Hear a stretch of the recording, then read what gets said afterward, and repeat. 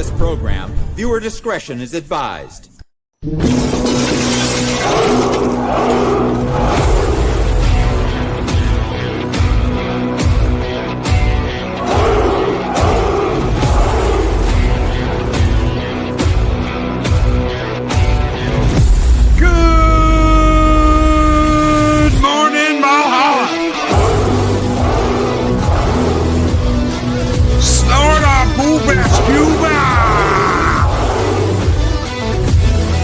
It's Man Squatch,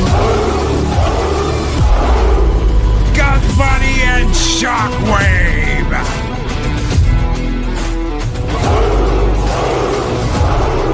Gary Vanja Sandwich Worthington. Hey yo, it's the Lady Arwen Avalon. Here in its Cygnus. Roll Tide, Keely Chow, roll Tide, brother. Olds Gamer 72 Cutlass.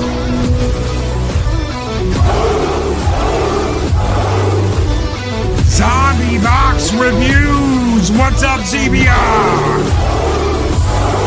It's time to wake the neighbor's voice with Southern Viking. Psychodorf 9.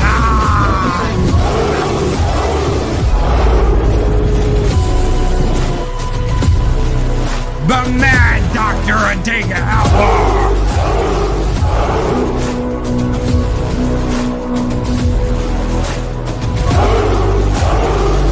The Immortal Ghost Striker. The Longest Posse.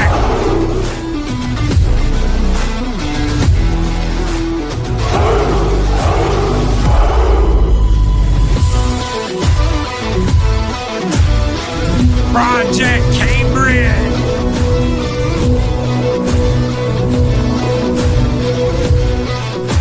Pacific 414.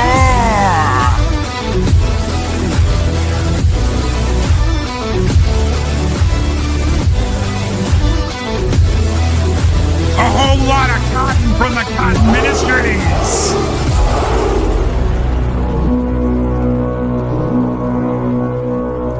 Project Storytime. Good morning, everybody. How's everybody out there doing? What the hell are you doing over? Son of a bitch! Ah! I didn't do it. You don't take the left. I take the left. Wait a minute. I'm on the right. Never mind. You want to be a left? All right. I'm on my right, so that's okay with me. Good morning, Shit Farmer. What is up, everybody? Captain Fandom Nerd. Good morning. How are you doing, brother? Kronos, what is a Kronos? Good morning, my friend. Puddle Jumper, what is up? It's a whole lot of Grim this morning. Good morning, Grim. How are you doing, brother? Good morning. Good morning, everybody. Good morning. Do I got anybody else? I don't see anybody else. I think we're good. Keely Chow, I think we got everybody. We got Grim. You can't see me. We got most of them. I think we got everybody. We'll announce as we see it. Shit Farmer, what's up, brother? Good morning. Good morning, Shit Farmer. Whole lot of shit farming going on. Little DJ Ronnie G in the house. What is up, my friend? Good morning. We're going to be talking about games this morning. So for any of you people that are like, oh my God, I don't want to talk about the new games coming out. We're not. We're going to be talking about the best there is, the best there was, the best there ever will be. Because, yeah, we're geeks and we're gamers and we're not ashamed of it. They want you to be ashamed of it. They want you to be ashamed. They want you to be like, you should be ashamed. You like this. But no, we're gonna play video games, kick ass, take names, chew bubblegum, and we're all out of bubblegum. We're all out of bubblegum. We're all out of bubblegum. Oh, yeah. We're going to try to keep things positive this morning. It's been a hellacious, crazy week or two or three. So we're just going to have a little fun this morning. Little reserved, little genuine, little not so anger inducing and rage baiting and all that. We're just gonna play it cool, have some fun. Play it cool. Play it cool. There's a game, there's a game called, or a dev company called like Iceberg or some shit, and that's they play it cool. Play it cool. I like it. Cool. It works. So yeah, we're just Looks. gonna we're gonna kick your Monday morning off, kick your week off with a little bit of just come as you are, as you were, as a friend, as I want you to be. It's been a I long don't know weekend. him. My brain is fried. What, you didn't like the Nirvana back in the day? Anyway, Nirvana. I know, eh? What a way to pronounce it. I'm sorry. I don't know what I was talking about. Heart Shaped Box was a good slow song. Besides that, I liked Heart Shaped Box. I thought it was pretty cool. well, that's why I said it's a good slow song. But It besides is that, it is a good slow song. I mean, the video was pretty interesting too, but yeah, but that's besides the point. We're not doing grunge this morning. Yeah, yeah. no, No. No. No. Before we get too far off the rails, let's back it up and get back on course here. that's right. Xenogears is the absolute GOAT, one of the best JRPGs of all time. But Loki, you're not supposed to say JRPG anymore. Sure we are. Why? Because they're the fuckers that invented the thing. Why can't we say JRPG anymore? Oh, it's bad. It's a bad word. But You're not why is supposed it to bad? say JRPG anymore because we're not supposed to acknowledge the greatness of Japanese RPGs. We're not allowed to acknowledge. We're not supposed to. We're not allowed to acknowledge where the game came from, acknowledge how cool it is, acknowledge the richness that they give the gaming culture as a whole. We're not allowed to do that. But what a wonderful place to start. Best JRPG. Oh man. And you guys tell us what your favorite JRPG is. Yeah. Don't leave it up to me. You guys and gals out there are going to know much more than I will. Oh my. Why? Because we're not supposed to acknowledge the greatness that is the Japanese role-playing game. That's why. Well, not that I'm one to buck tradition and go against the grain. I'm going to wholeheartedly disagree with that and call a JRPG a JRPG.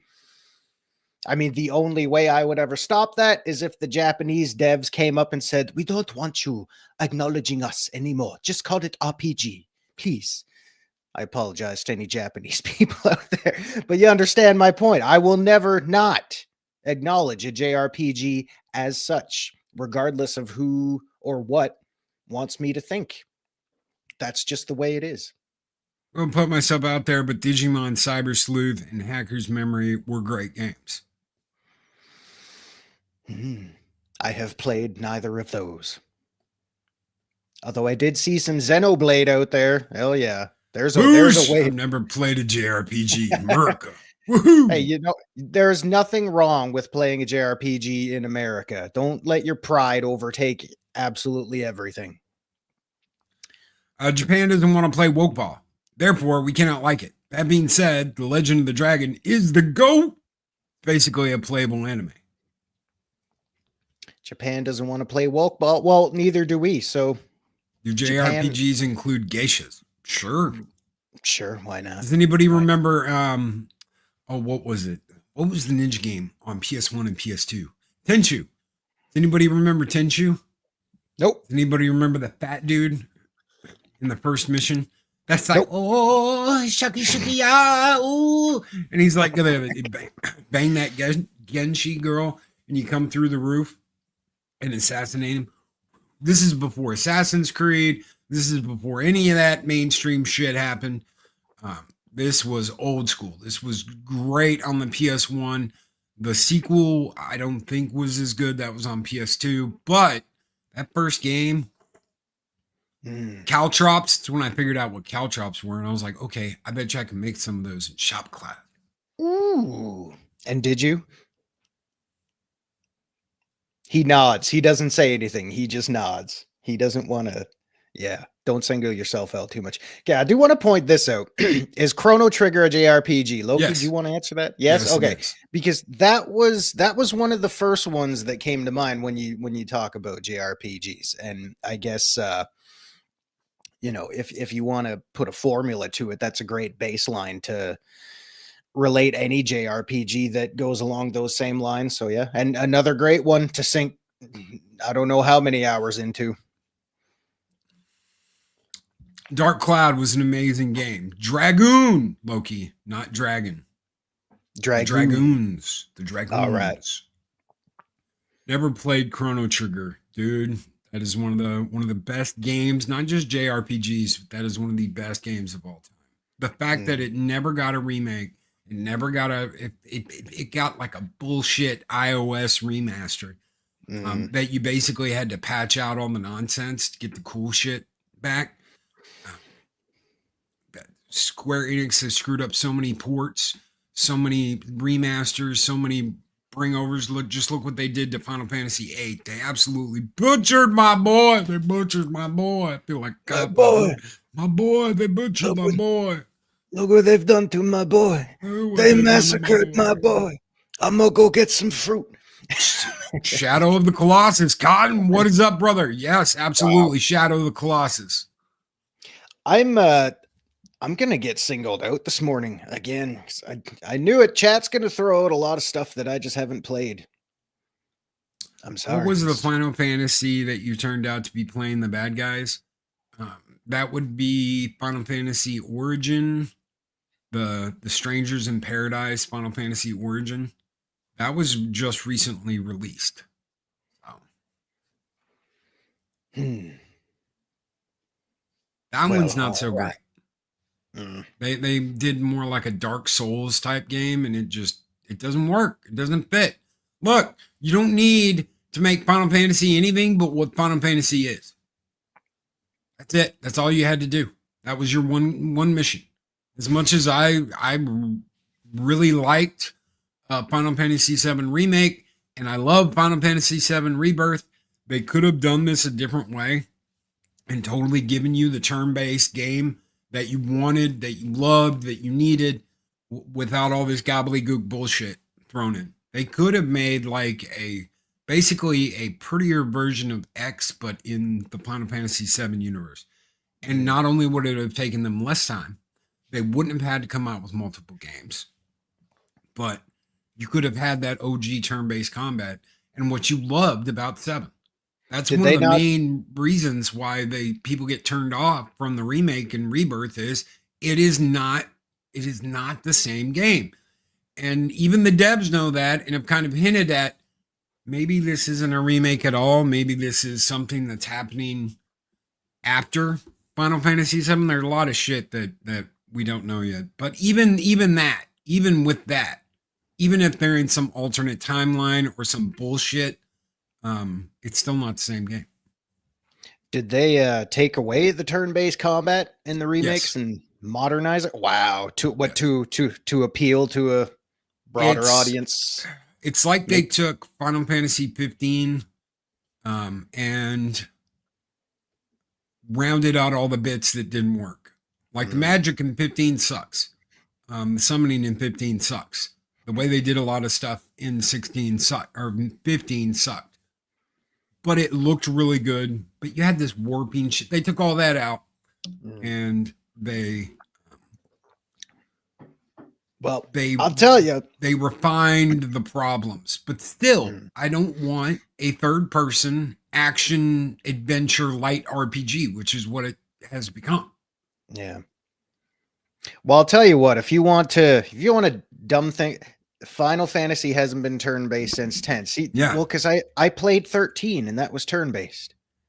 Well, 13 doesn't really count. 13 doesn't count. Okay, apparently I know jack shit.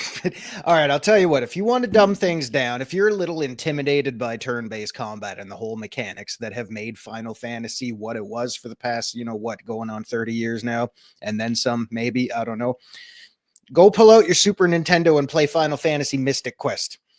That was Final Fantasy made for the Western world, for those of us that are intimidated by turn-based RPGs. And DJ, I really do. I love Rebirth. I liked Remake. I love Rebirth, but it's a different game. It's not the same game. And people got to stop looking at it like it's the same game. It's not the same game. It's not just the turn-based combat. It's all of it. They literally have gone back and changed so much that you're like, it's not a remake. and they pretty much said so. It's not a remake. It might be named a remake, but it's not a remake. So there's a whole bunch going on in 7 Remake and 7 Rebirth that has yet to be explained. Racing. Oh, good God. Racing. We're going I take one guess. One guess. Favorite racer.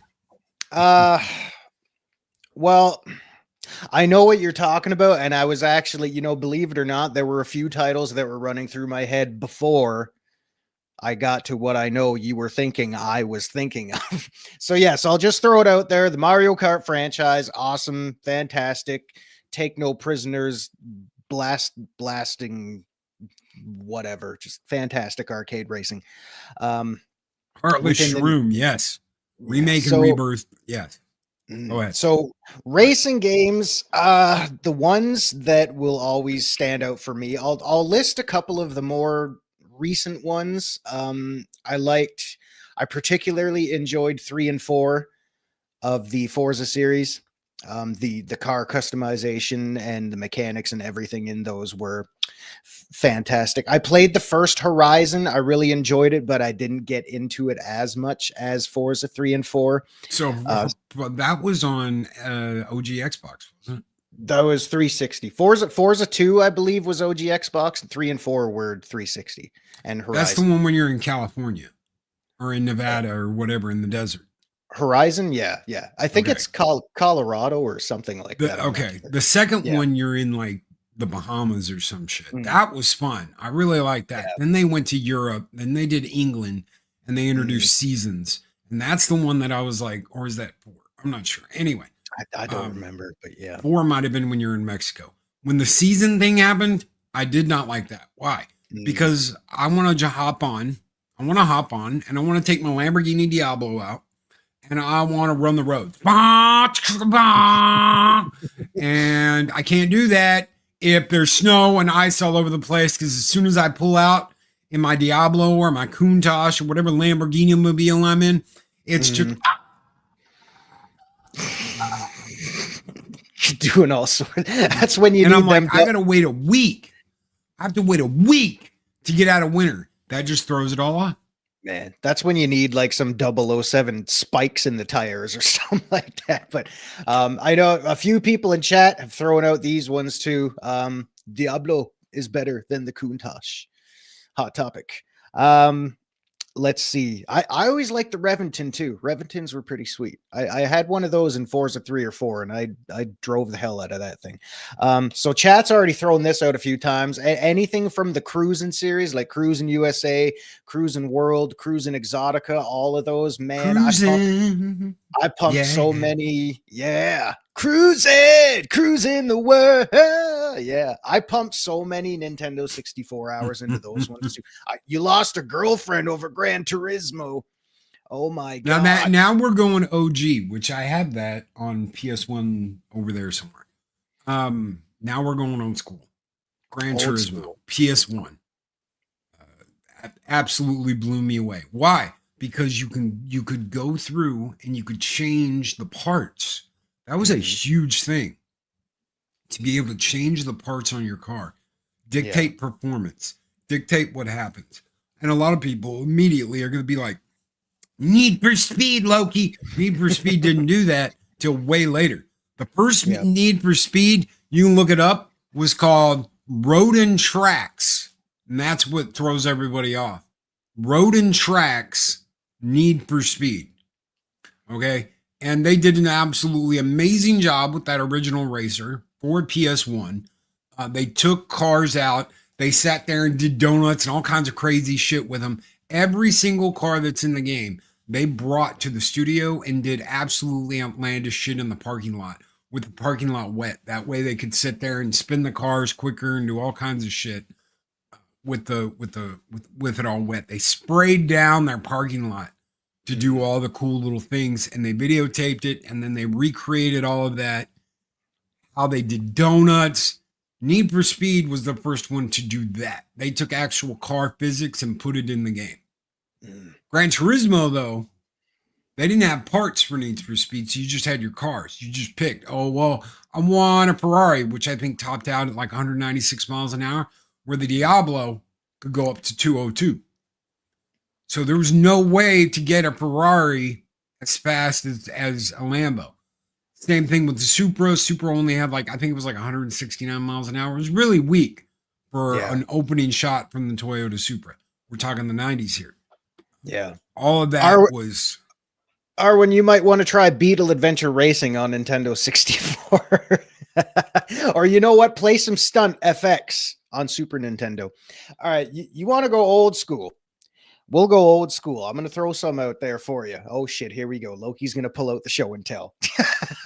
I'm just looking. If I've got it set right here. So I'm going to throw... But I'm gonna drop some names out there. Chat can agree or disagree. Also, I do want to mention before I forget, the Rush series on Nintendo 64 or PlayStation, whichever you want. You know, Rush Extreme Racing, Rush 2, Rush 2049. When you got wings and stunt tracks and shit, that was great. So I'm gonna go old school off the top of my head. We'll go Rad Racer, which is it's basic as shit, but it's so much fun. RC Pro-Am. RC Pro-Am was awesome. What was the other one? I even liked Ivan Iron Man Reitman's Super Off-Road or some shit from the past. Oh my god, those games were tough as shit. Those were the original. Those were like the original Souls games. I was explaining that to somebody the other day. I think it was Snow. I was like, those are the original Souls game. Ninja Gaiden is Souls before Souls. My God. So, yeah, we've got Spy Hunter. I remember that. Spy Hunter 2 with The Rock. Shout out to Saliva for doing the theme song for the original Spy Hunter, man. That was awesome. Yeah. And speaking of awesome, Loki, take this one. Old Gamer 72 Cutlass has gifted a Loki's Mornings of Mischief membership. That membership has gone to Brandon G. He was gifted a membership by Olds Gamer 72 Cutlass. Thank you so very much, Olds Gamer 72 Cutlass. You guys keep us on the air Monday through Friday, every single week, 365 days a year. You guys keep us going. You guys keep us funded. You guys keep us on the air. Thank you so very much. Light the fires and let's burn some shit down this morning. Skull!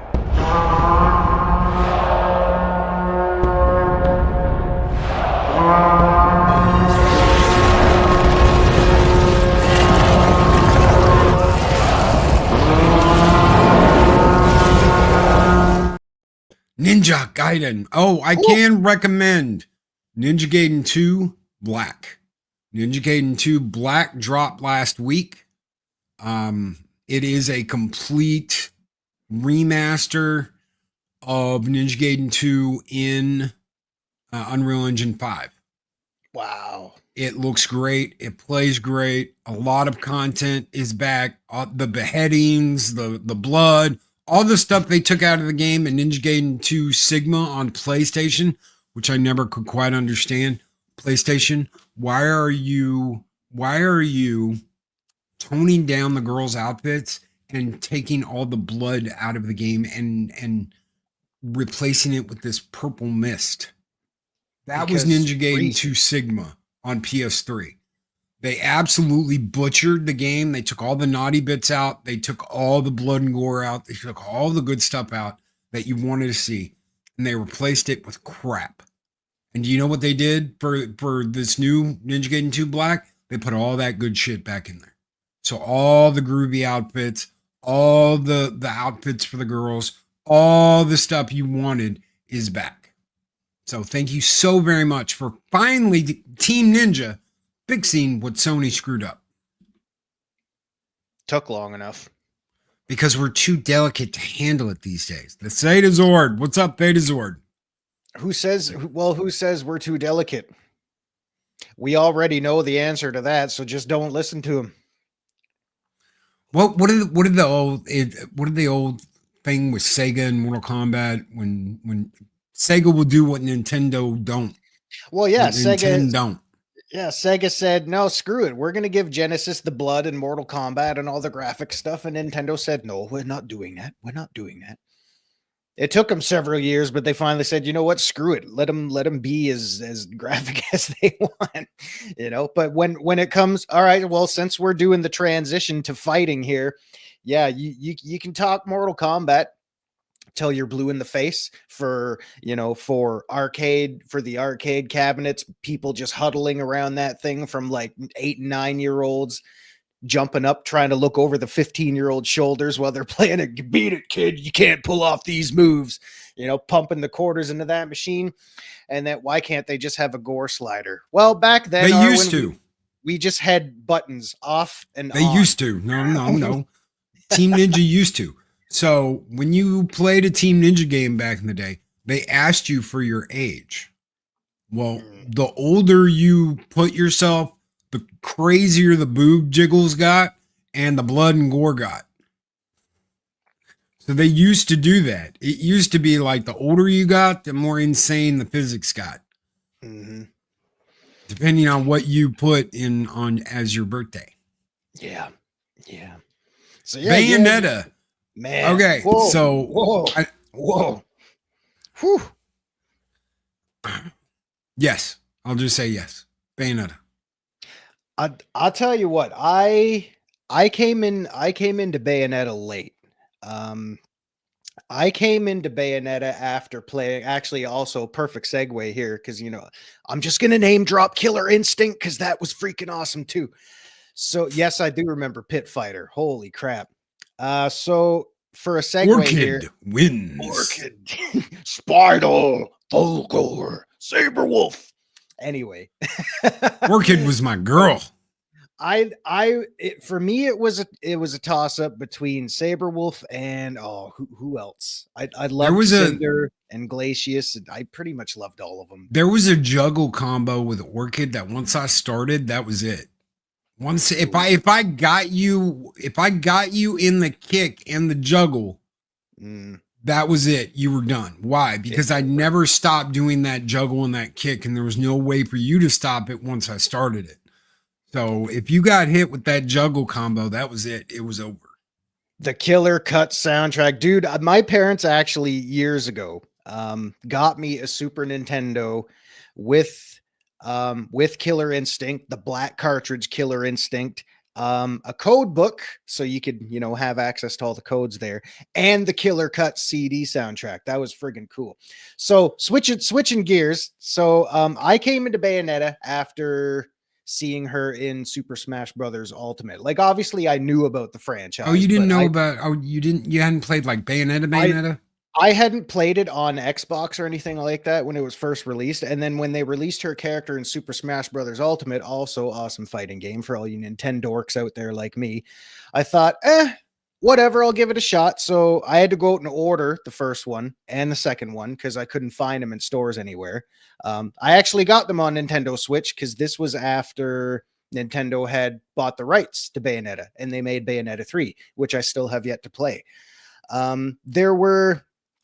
Adega knows what I'm talking about. Dude, some of that shit was awesome. Man. Come on. Hey, and Clay Fighter, really quick.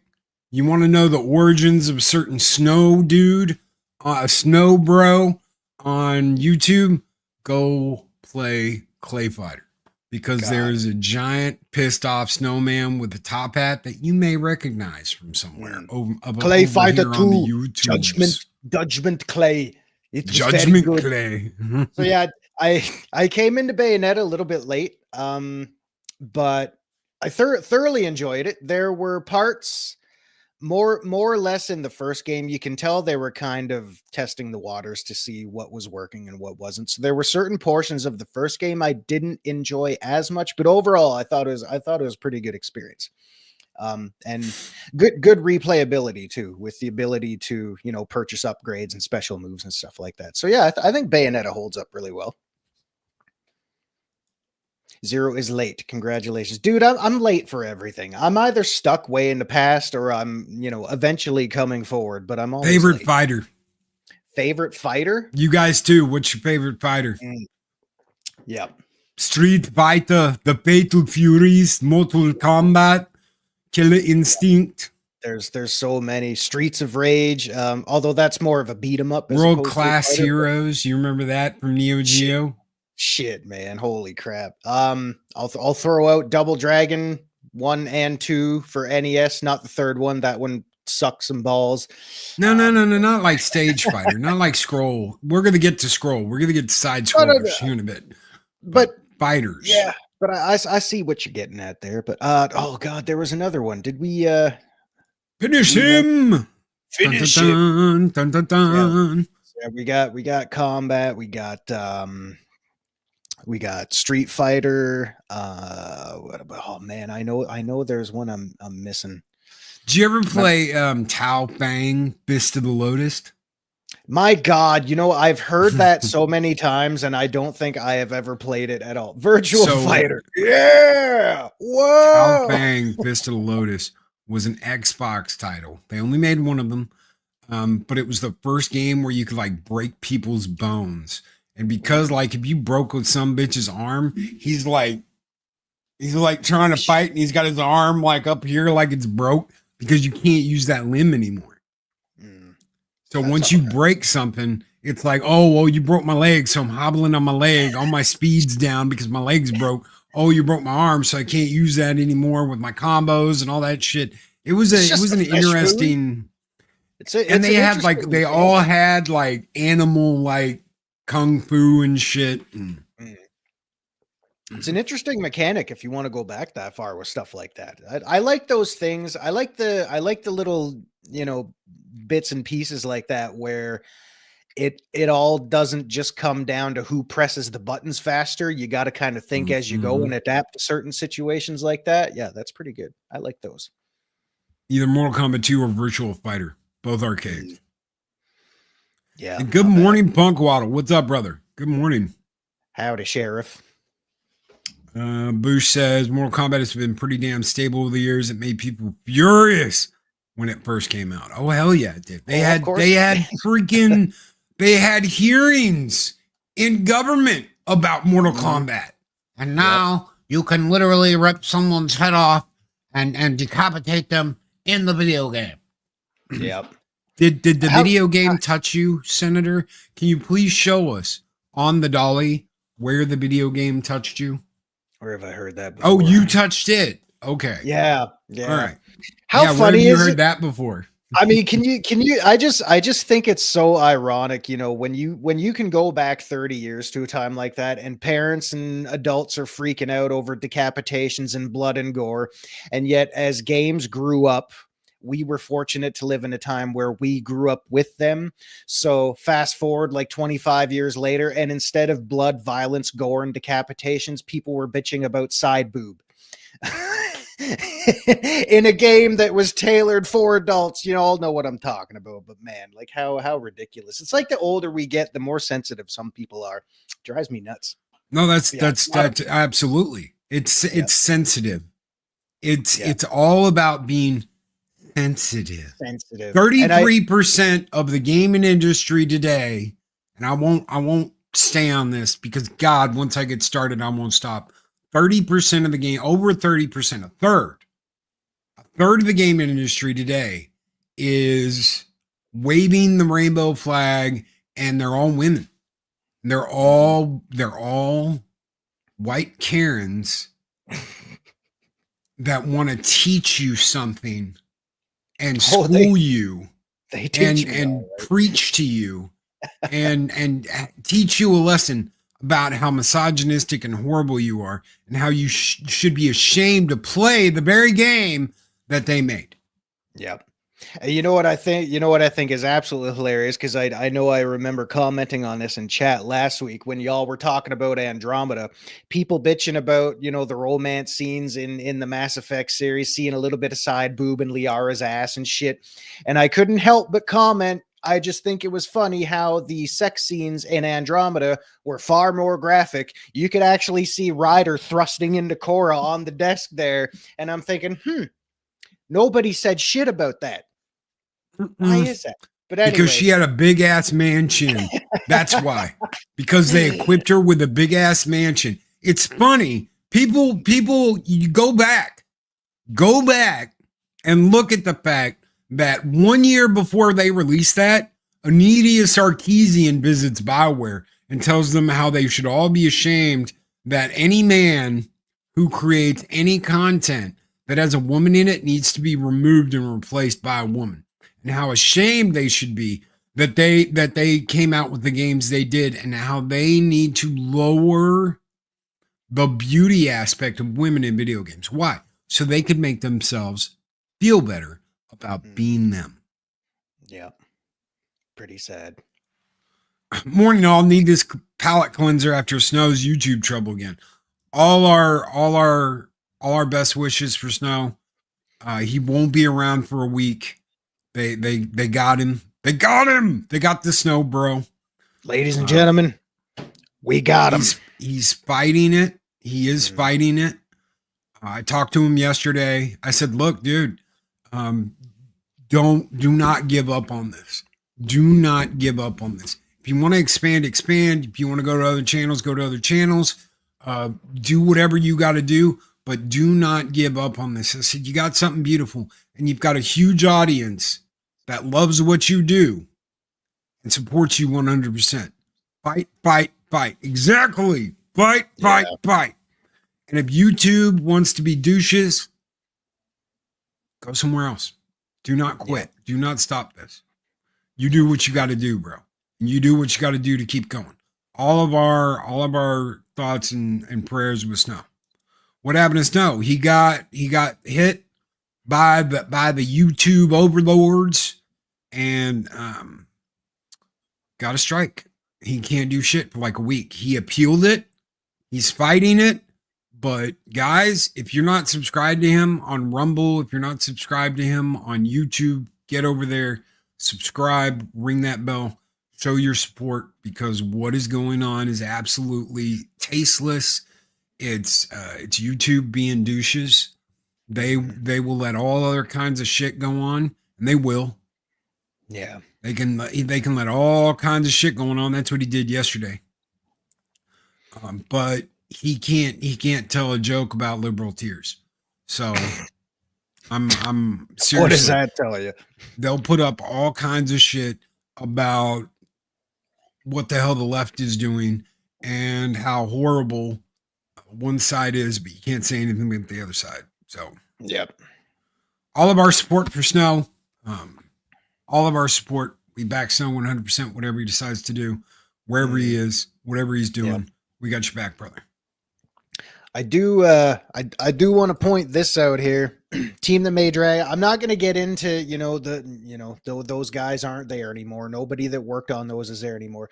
But a buddy of mine and I were just talking about the original Dragon Age when that came out, and that was it wasn't necessarily my first foray into BioWare RPGs. I was aware of, Jade Empire and stuff like that. And the first RPG from BioWare I played was Knights of the Old Republic, which I never finished because I kind of didn't like it at the time, because I didn't really know what I was doing. I pulled it out for OG Xbox and I read this friggin' novel of an instruction manual when we had those too. Remember that? Wasn't that interesting when you'd get you get a book that thick. You get a big ass book with your buy and all kinds of stuff in there. All the stuff you need to know about playing the game. Yep. And that's one of the reasons why physical editions, you've got to keep that shit. Gotta hang on to it, man. That stuff there's no more of that stuff coming out. More and more and more as I look at and go over the gaming scene as far as resales go. Nothing is more valuable than an original game with an original cover with an original book. If it says CIB on it, you're paying. Why? Because it's complete inbox. That means everything that came with it is there. So I've got your Ninja Turtles 2 Pizza Hut coupon, which I should have used 35 years ago, but never did.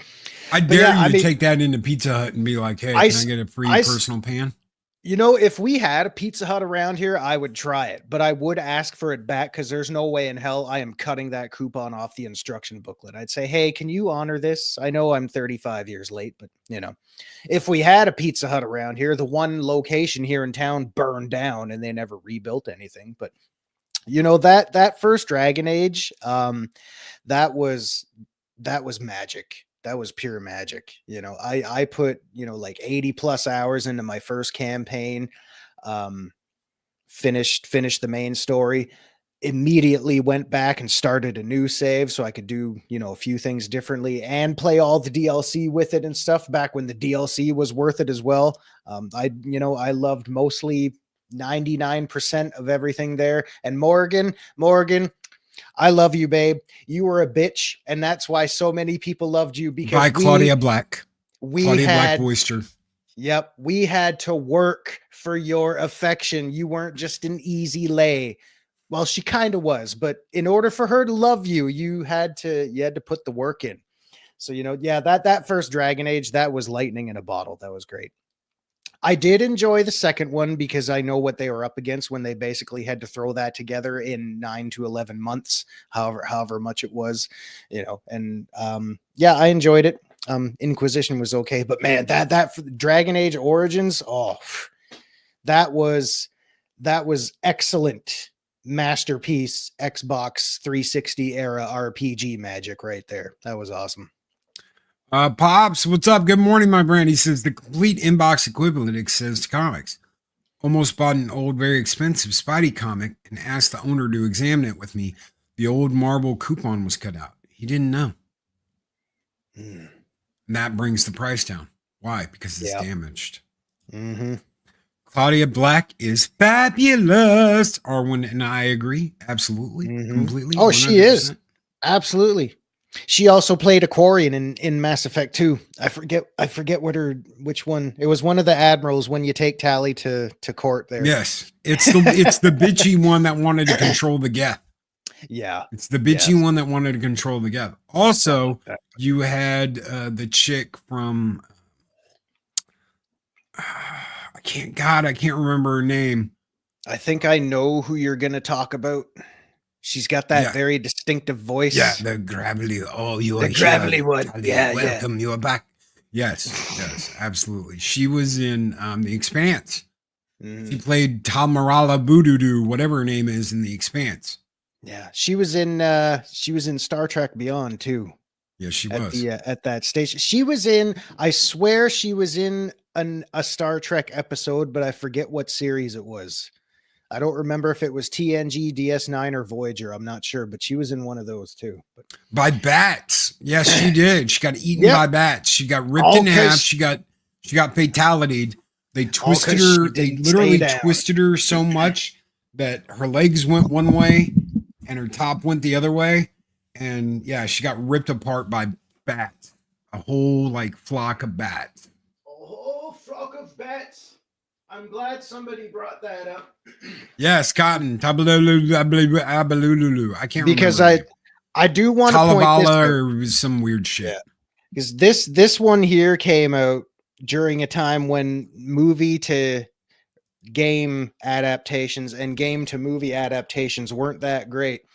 But I'll tell you what, the highlight there is extreme. Oh yeah. But the Chronicles of Riddick Escape from Butcher Bay, dude. I've got that. This is frigging phenomenal.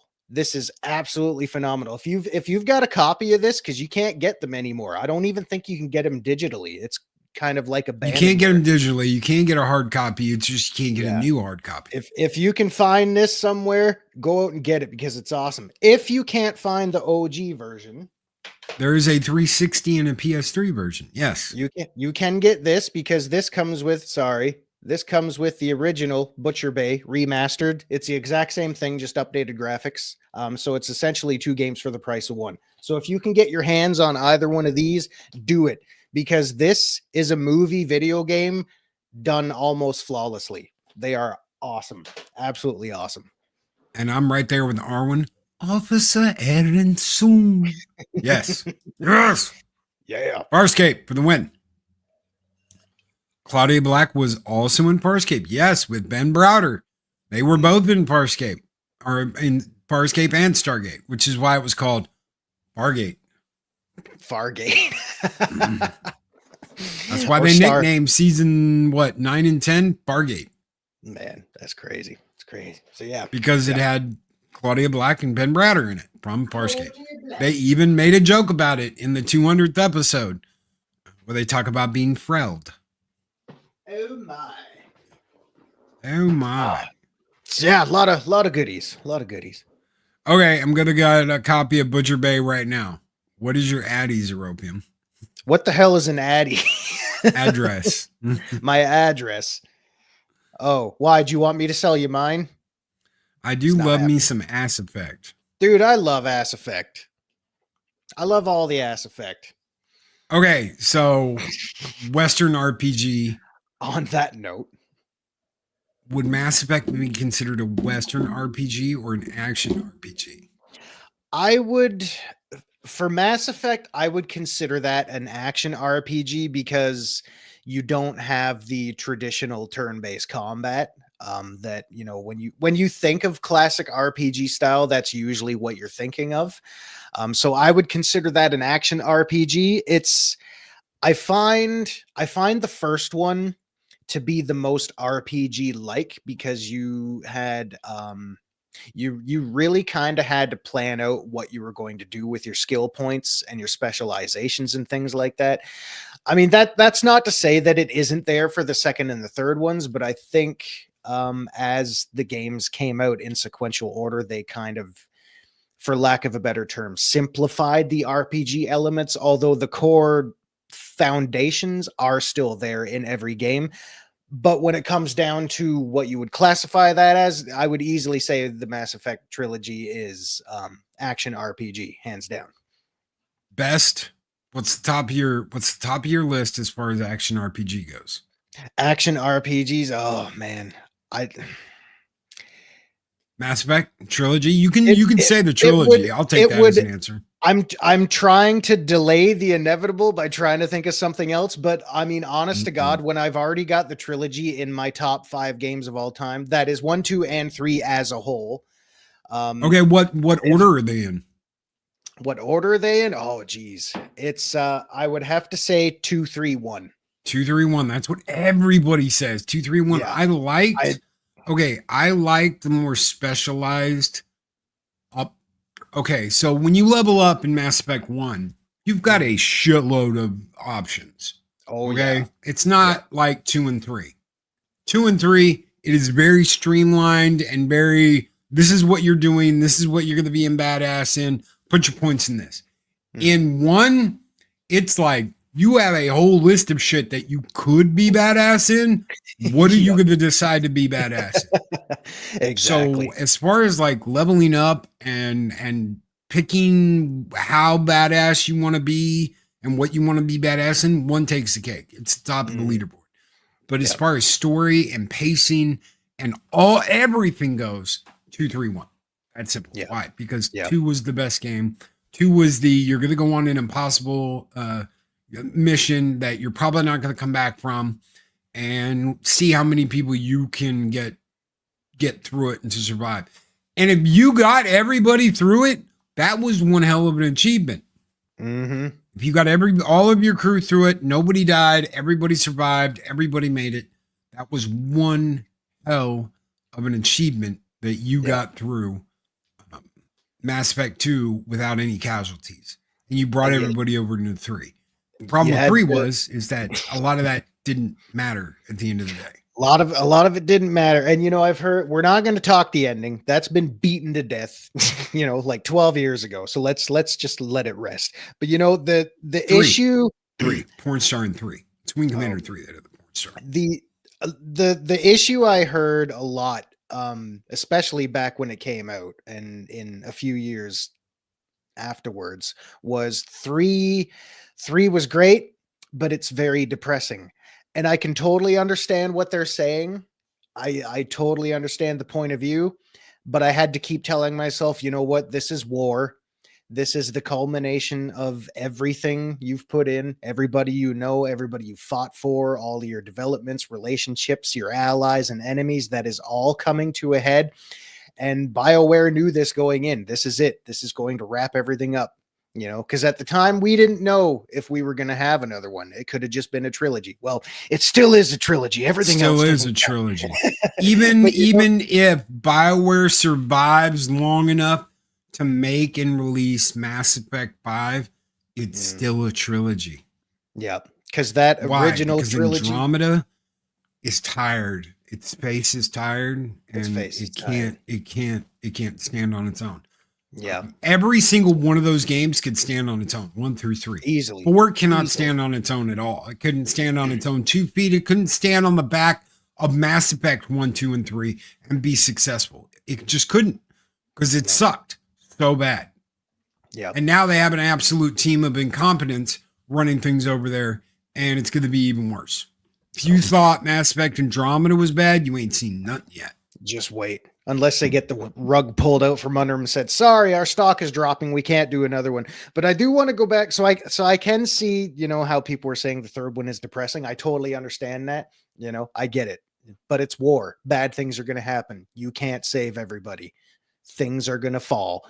But, I want to go back for a second about what you said about the first one, about specking characters and stuff like that, because I'll never forget like my first, second, third playthrough, taking Liara with me and specking out all her biotic points. And you could literally walk into a room with her into a hub full of enemies, and her biotic powers are just going ape shit. I just opened the door and suddenly she's got a body floating up here and a body floating up here and a friggin' singularity over there. It was almost comical. She's got Rachni, Geth, humans, people just floating wherever, because man, I couldn't stop that blue bitch. She was on a mission. But you know what? One of the craziest things after Mass Effect 1, I didn't know what I was going to carry over when they were like, oh, you're going to be able to carry everything over and you're going to be able to do this with Mass Effect 2. I was like, okay, who do I bring with me? Do I bring Ashley Williams with me? Or do I bring Liara Tassoni with me? Because I was playing as a guy. I wasn't going to play as a girl. I didn't play as a girl through the whole thing. I know people are like, oh my God, the girl's lines and the female BA and all that is so great. Okay, great. I play as a dude. Why? Because I want to run around and blow shit up as a dude, not a chick. Not taking anything away from Jennifer Hale. She did a fantastic job. She did great. Yeah, absolutely great. I've seen differences online. I never really played as a chick. So who do I bring over? I finally decide, okay, I'm going to bring over Liara, but I'm going to keep Ashley alive. That lasted one game. Why? Because Ashley turns into an absolute total bitch in Mass Effect 2. I was so disappointed with the way they did Ashley Williams in Mass Effect 2. And some people are like, oh, well, they did her character right, and this is what she would have done, and she was always anti-Cerberus, and da-da-da-da-da, and you're working for Cerberus. It's the fact that she had all that trust in him, and then it's like no trust whatsoever. Yeah. You're dead, you're gone, you died, I don't trust you at all. Bullshit. That should have been I have been and always shall be your friend moment. Jim, your name is Jim. That should have been the like everybody come together moment, and everybody's reunited. And instead, Ashley's like, well, I'm going to be a total bitch, and then I'm going to run you into the ground, and then I'm going to act like I don't know you. And then in the third game, I'm going to act like you're the one who betrayed everybody, even though you've been locked up and haven't been able to communicate with anybody. I'm still going to blame you for shit. And I was like, you will never be a love interest ever again. It will always be Liara now. I will never do a playthrough with Ashley Williams where Ashley and the commander are a couple. And I'm loyal. So it's not like I don't date shit in the second game. Besides that little thing you can do with Liara if you have the expansion pass, which everybody has now. Because all you can get is the Legendary Edition. I can't tell the humans apart from the aliens. The space racist. You know what's funny? Her voice actress is black. She had I forget her name. I'm sorry, but she done so much. She was she's done a lot of shit for DC and stuff like that. But yeah, I mean to a point, yeah, I can totally agree with you because I never did a play. I don't know how we got on a friggin' 20-minute rant about Mass Effect. Geeks, sorry. I never did that's a what we do. playthrough. That is what we do. I never did a playthrough with her as my romance companion. I'd thought about it, but I was like, no, because I want the thing that keeps me from doing it is if I romance anyone, I want that continuity through all three, with Liara being the exception because she does have a full-blown DLC segment in the second one. So I mean your options are kind of limited when it comes to that. And me playing as a dude, I've got fewer options because I'm not going to romance Caden because he's always the one I sacrifice. No, I actually don't. I just got to the point where I was so disgusted. I can deal with Caden being like, I don't know if I can trust you, dude, because I'm a dude. I don't know if I can trust you, man. I don't know if you're the same person. I can deal with that. Ash is just a complete total twat about the whole thing, and she's a complete and total twat in 3. So I'm like, no, absolutely not. No, I'll keep Caden alive, and I will romance Liara till the end of time because Ash is just such a twat waffle the whole, except for the first game.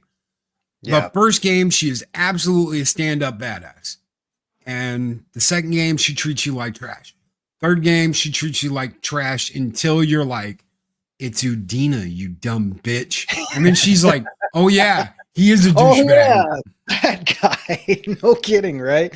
Oh my god. But I mean, shit. What else can you say about Mass Effect that hasn't already been said? I mean, it's absolute classic. It is a wonderful action RPG. The characters are phenomenal, and I love Liara to this day. I will always love her because she had one of the. Also, quick shout out to Miranda and Jack because those two bitches, I love them to death.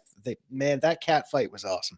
But Liara will always be my number one romance option because she had such a great character development from the first one to the second one. From the first one, she's the naive scientist, like, oh, Shepard, you're so dreamy and shit. And the second one, she's forced into being the shadow broker. She's starting to get that edge to her, and by the third one, she's like, I am the shadow broker, bitch. You go and meet her on Mars. She's crawling through that tunnel and it's just boom, warp field, pop, pop, pop, dead, motherfucker. Suck it. I'm thinking, yeah, that's my girl. And I've done what Jester is suggesting here is that you romance Ashley and then sacrifice her. And then romance Tali from Mass Effect 2 into Mass Effect 3. I've done that.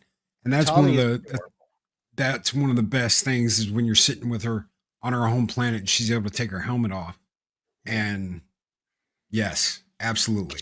Absolutely. I have never romanced Tali in a playthrough. I have come close.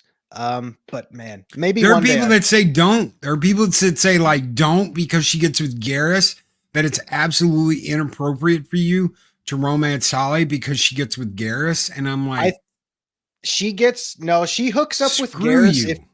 She hooks up with Garrus if you haven't romanced either one of them. That's kind of the Easter egg there. That's why not everybody gets that. I did, but it's pretty funny. When you go into the weapons room and they're like all over each other and you're like, oh, I'll come back later. Yeah. My mandible got caught on her mask and I'm just used to you, Gaddis. You're so mean, and I'm okay with that. So yeah, Mass Effect in a nutshell, flawless. It's fantastic. We'll play again. All right, ladies and gentlemen, we're getting out of here. Thank you so much for hanging out with us this morning while we geeked out and talked about video games, what our favorite video games were, what our favorite genres were, what our favorite trilogies are. You guys make this show happen. You guys keep us on the air. Thank you so very much. We're getting out of here. Guys, have a great Monday. Kick ass, take names, chew bubblegum, don't take any shit, don't pay other people's tabs. We're getting out of here. Guys, have a great one. Have a great Monday. Have a great week. And we'll see you tomorrow on Taco Tuesday, where we're going to talk about tacos and how you can't have them because You're baddie bad. Hmm. You're not supposed to eat tacos anymore. Did you hear about that? We're You're not not allowed supposed to go to eat Mexican tacos food anymore? restaurants anymore. Really? What if I Yeah. want a sticky taco? You're not allowed. I'll Bye, show everybody. myself out.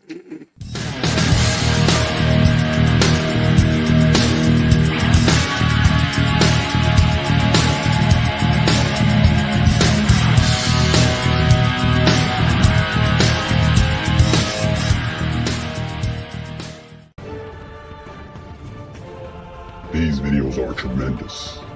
Like, comment, and subscribe, and hammer that notification bell.